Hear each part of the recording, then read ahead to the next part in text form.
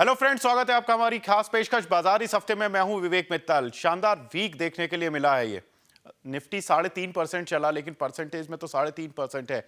लेकिन अगर हम इस पूरे वीक में देखें तो मंडे से लेकर फ्राइडे तक एक शानदार रन मार्केट में देखने को मिला। मार्केट के जो पार्टिसिपेंट्स हैं सभी को, शायद जिनके पोर्टफोलियो में जो भी शेयर पड़े थे, सभी को उनकी बढ़ती हुई वैल्यू से बहुत खुशी मिली होगी इस वीक में। देख लेते हैं एक बार निफ्टी का रन और क्यों चला निफ्टी और क्या कुछ कारण रहे, उन सभी मुद्दों पर बात करते हैं। देखिए निफ्टी की शुरुआत किस तरह से हुई। इलेक्शन के रिजल्ट्स आए थे संडे को, और बीजेपी की जितनी उम्मीद नहीं थी उस उम्मीद से ज्यादा बेहतर नतीजे आए। मंडे की ओपनिंग में ही पता लग गया कि मार्केट किस तरह से रहने वाला है, और ना सिर्फ मंडे के लिए, ये पूरे वीक के लिए, और जब तक के लिए जब तक अब लोकसभा के चुनाव नहीं आ जाते, जब तक एक मार्केट के लिए एक ये जो फियर फैक्टर था कि गवर्नमेंट की तरफ से कि रिजीम चेंज हो सकता है, उस रिस्क फैक्टर के कम होने से और लगभग हट जाने से मार्केट में एक फियरलेस बाइंग देखने के लिए मिली। आप जैसा देख सकते हैं 20,600 के नीचे चल रहा था निफ्टी, और यहां से बंद कहां हुआ है, 21,000 के पास, 21,006 के पास आज 21,006 के पास आज फ्राइडे को निफ्टी ने टच किया लेवल। वहां से हल्की सी प्रॉफिट बुकिंग देखने के लिए मिली, लेकिन मार्केट में कोई ऐसा सेल ऑफ नहीं है जिससे डरने घबराने की जरूरत हो। कंट्रीब्यूटर्स पे देखें तो बैंकिंग इंडेक्स ने एक शानदार एक रिकवरी आती हुई दिखाई दी। निफ्टी बैंक देखें अगर आप, तो यहां पर 45,600 के आसपास ये बैंक निफ्टी चल रही थी, और यहां से आप सीधा देखें यहां पर ऑलमोस्ट 47,500 की तरफ अब अप्रोच कर रही है। तो ऑलमोस्ट 2,000 पॉइंट्स की रैली बैंक निफ्टी में। खासतौर से जो कंट्रीब्यूटर देखने के लिए मिला वो तो एचडीएफसी बैंक, जिसका वेटेज है बैंक निफ्टी में, और उसकी तरफ से बहुत अच्छा कंट्रीब्यूशन देखने के लिए प्राइवेट बैंक्स की तरफ से ICICI bank, axis bank, Kotak bank सभी ने अपना कंट्रीब्यूशन दिया, और उसकी मदद से बैंक निफ्टी में एक शानदार रन देखने के लिए मिला। आईटी इंडेक्स भी पीछे नहीं रहा। उसके पीछे ग्लोबल रीजंस भी होते हैं, क्योंकि अमेरिका में भी रिकवरी देखने के लिए मिली, तो वहां से भी फैक्टर मिल गए कि कहीं ना कहीं आईटी सेक्टर में जो मंदी है वो कहीं ना कहीं दूर हो जाएगी। तो आईटी निफ्टी पर नजर डालते हैं। 33,393 पर बंद हुई है निफ्टी। 32,800 के आसपास ये इस वीक की शुरुआत थी, और जो बंद हुई है 33,400 के पास। तो यानी कि लगभग यहां पर हम कह सकते हैं कि करीब 600 पॉइंट की रिकवरी आईटी इंडेक्स में भी आती हुई दिखाई दी। अगर हम वैसे भी पूरे मंथ में भी देखें तो आईटी इंडेक्स ने एक अच्छा रिटर्न दिया है, और दोबारा से एक शार्प रिकवरी काउंटर्स पर आती हुई दिखाई दे रही है। खासतौर से इन्फोसिस, टीसीएस, जिसमें कि टीसीएस में बायबैक चल रहा है, और इन्फोसिस में एक अच्छी अपनी जो एक सब्जेक्टिव बाइंग होती है वो देखने के लिए मिल रही है। तो कुल मिलाकर कह सकते हैं कि आईटी और बैंकिंग, इन दोनों ने तो कंट्रीब्यूट किया ही। मेटल और जो दूसरे सेक्टर थे जो हाई बीटा थे, NBFC sector, metal sector, real estate sector, सभी में एक अच्छा कंट्रीब्यूशन आता हुआ दिखाई दिया। लेकिन इस सेक्टर का स्टार परफॉर्मर कौन था? वो थे अदानी स्टॉक्स। क्या शानदार रिटर्न देखने के लिए मिला।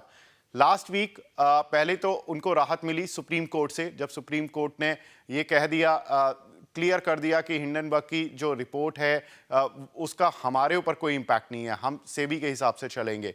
अदानी स्टॉक्स में एक रिकवरी शुरू हो गई थी, लेकिन मंडे के सत्र में चूंकि उनको बीजेपी के रिजीम से काफी पॉजिटिवली जोड़कर देखा जाता है, तो जब बीजेपी ही रहेगी तो इस तरह की ये रिस्क खत्म हो गया, तो कहीं ना कहीं अदानी स्टॉक्स ने फियरलेस बाइंग होनी शुरू हो गई थी। लेकिन उसके बावजूद एक और खबर आ गई जिसने अदानी स्टॉक्स को और ज्यादा फ्यूल दे दिया। वो था यूएस की तरफ से, कि यूएस की गवर्नमेंट की तरफ से भी इस तरह का आया कि वहां पर भी कोई जो हिंडनबर्ग की जो उनके साथ जो आरोप लग रहे थे वो भी हटा दिए गए। तो कुछ हद तक जो हिंडनबर्ग की रिपोर्ट थी वो अपने आप में एक गलत साबित हुई, और अदानी स्टॉक्स सही साबित हुए, और उसका इंपैक्ट आप देख लीजिए। अदानी एंटरप्राइजेस यहां पर गैप अप ओपनिंग के साथ खुला है ये, और 2500 रुपए के आसपास खुला, और कहां तक गया ये? ऑलमोस्ट 3100 के ऊपर, यानी कि एक ही वीक में करीब 600 रुपए ऊपर। और अगर हम परसेंटेज में देखें तो करीब 20% से ज्यादा का रिटर्न इस काउंटर पर केवल और केवल एक वीक में। दूसरा काउंटर जहां पर कि हम देखते हैं अदानी टोटल गैस, इस स्टॉक ने तो 65% तक का रिटर्न दे दिया, जबकि ये फ्राइडे के सेशन में थोड़ा सा ऊपर जाकर नीचे आया। अगर हम इसके हाई से देखें तो ऑलमोस्ट आप ये देखिए 750 के आसपास ये काउंटर था, जो कि गैप अप ओपनिंग के बाद था मंडे को, और आप देखिए यहां पर ये काउंटर 1250 की रेंज तक ऑलमोस्ट टच करता हुआ दिखाई दिया। तो कह सकते हैं कि एक ही वीक में इस काउंटर ने निवेशकों को माला माल कर दिया। ये काउंटर 4000 से गिरा था और 700 के आसपास 600 की रेंज में, 600 से 700 की रेंज में ये स्टेबलाइज हो गया था कुछ समय से, लेकिन एक शानदार रिकवरी इस काउंटर पर आती हुई दिखाई दी। कारण वही कि अदानी में और भी बहुत सारी पॉजिटिव खबरें आनी शुरू हो गई इन दोनों कारणों के मिलने के बाद कि कभी अदानी पोर्ट फंड रेज कर रहा है, कभी कोई कंपनी के साथ वो एक्सपेंशन कर रहे हैं। तो ये इस तरह की खबरों ने फ्यूल देते रहे, मार्केट में फ्यूल मिलता रहा अदानी स्टॉक्स को पूरे वीक में। आप देखिए अदानी एनर्जी सॉल्यूशन, ये काउंटर 900 रुपये से यहाँ पहुंच गया ऑलमोस्ट 1200 के पार, 1250 टच करने की कोशिश। तो एक शानदार रिटर्न 30 से 35% का।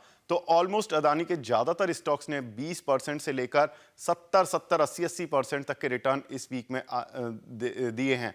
तो ये एक कहीं ना कहीं मार्केट में फियरलेस होने का, अदानी स्टॉक्स जो कि चले नहीं थे, अंडर परफॉर्मिंग स्टॉक्स थे, उनमें एक वैल्यू बाइंग ढूंढने का एक मार्केट ने तरीका ढूंढा। उसके साथ अगर हम देखें तो बहुत सारे ऐसे स्टॉक्स थे, एन नंबर स्टॉक्स, जहां पर कि हमने वैल्यू बाइंग आते हुए देखी, या जो चल नहीं रहे थे स्टॉक्स उनमें एक अच्छी बाइंग आते हुए देखी। लेकिन अब इंपॉर्टेंट क्या है दोस्तों, ये वीक तो खत्म हो गया, ये वीक शानदार रहा, लेकिन अब लोगों में ये डर है कि अगले जो आने वाले वीक हैं वो किस तरह के देखने के लिए रहेंगे। लेकिन सबसे इंपॉर्टेंट होगा नेक्स्ट वीक ही, जिस पर हम बात कर लेते हैं कि उसके 3 ट्रिगर जो महत्वपूर्ण होंगे वो क्या क्या होंगे। पहला, 13 तारीख को फेड की मीटिंग होगी। फेड की मीटिंग से ग्लोबल मार्केट हिलेंगे।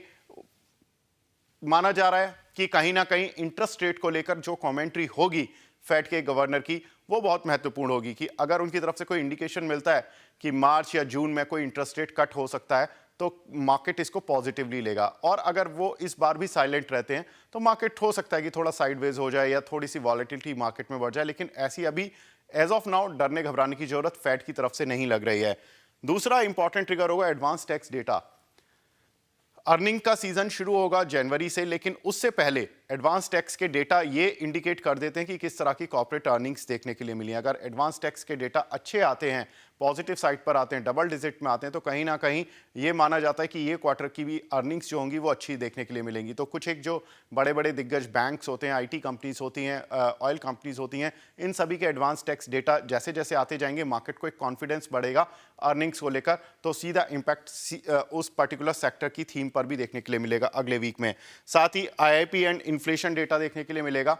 अगर इन्फ्लेशन थोड़ा भी कूल डाउन होता है तो RBI को एक रूम होगा और मार्केट में ये होप भी बनेगी कि इंटरेस्ट रेट कट इंडिया में भी जल्दी ही आ जाएगा। अब ज़्यादा टाइम RBI गवर्नर शायद नहीं लेंगे, लेकिन अगर वहीं इन्फ्लेशन एलिवेटेड लेवल्स पर रहता है तो कहीं ना कहीं ये माना जा सकता है कि अभी थोड़ा सा पॉज की स्थिति RBI की तरफ से देखने के लिए मिलेगी। हालांकि बहुत ज़्यादा इन्फ्लेशन में स्पाइक की कोई उम्मीद नहीं है, क्योंकि कोई भी ऐसा ना तो फूड की साइड से, ना ही मैन्युफैक्चरिंग साइड से, ना ही ना किसी भी एग्रीकल्चर साइड से या सर्विस सेक्टर साइड से कहीं से भी ऐसी उम्मीद नहीं लग रही है कि कोई ज़्यादा स्पाइक किसी भी प्राइस में हुआ है। ना ही हम देख रहे हैं कि फ्यूल के प्राइसेस स्थिर हैं। इनफैक्ट पेट्रोल डीजल के प्राइसेस को लेकर जो कट माना जा रहा था वो शायद नहीं होगा, लेकिन बढ़ेंगे भी नहीं क्योंकि क्रूड ऑयल नीचे आ गया। तो इसलिए इन्फ्लेशन की साइड से अभी कोई बहुत ज़्यादा कंसर्न नहीं है। तो इसलिए तीनों ही जो इंडिकेटर हैं नेक्स्ट वीक के लिए वो हो सकता है कि कूल डाउन ही रहे। फेड मीटिंग रहेगी, इवेंट रहेगा, अगर कोई बहुत ज़्यादा नेगेटिव या पॉजिटिव होता है तो डेफिनेटली मार्केट पॉजिटिव रिएक्ट करेगा, लेकिन नेगेटिव होता है तो बहुत ज़्यादा नेगेटिव शायद रिएक्ट नहीं करे, प्रॉफिट बुकिंग के तौर पर ही दिखे। एडवांस टैक्स डेटा उम्मीद अच्छी है कंपनियों के नतीजे अच्छे आने की Q3 के लिए भी, तो वहां से एडवांस टैक्स डेटा अच्छा हो सकता है। इन्फ्लेशन कंट्रोल में रह सकता है, तो ये तीनों ही डेटा पॉजिटिव रह सकते हैं अगले वीक के लिए भी। तो कुल मिलाकर हम ये कह सकते हैं कि एक मार्केट में कहीं भी जो एक्सपर्ट भी मान रहे हैं कि प्रॉफिट बुकिंग का रूम है, लेकिन मार्केट में कोई गिरावट का रूम नहीं दिख रहा है। अभी कोई ट्रिगर ऐसा नहीं है जो कि मार्केट के लिए नेगेटिव हो। तो ये उम्मीद करते हैं कि नेक्स्ट वीक इतना अच्छा तो नहीं देखने के लिए मिलेगा जितना कि ये वीक देखने के लिए मिला, लेकिन कहीं ना कहीं अगर फेड का भी कंसर्न ईज आउट हो जाता है तो एक मार्केट के लिए और बड़े फ्यूल का काम करेगा और एक अच्छी सस्टेन्ड रैली के लिए एक मार्केट तैयार हो जाएगा। तो दोस्तों जुड़े रहिए जागरण बिजनेस के साथ और हम बताते रहेंगे इसी तरह के अपडेट्स और बताएंगे कि किस तरह से मार्केट में क्या कुछ इंपॉर्टेंट खबरें हैं जिनका कि इम्पैक्ट इस वीक में या नेक्स्ट वीक में होने वाला है। Thank you.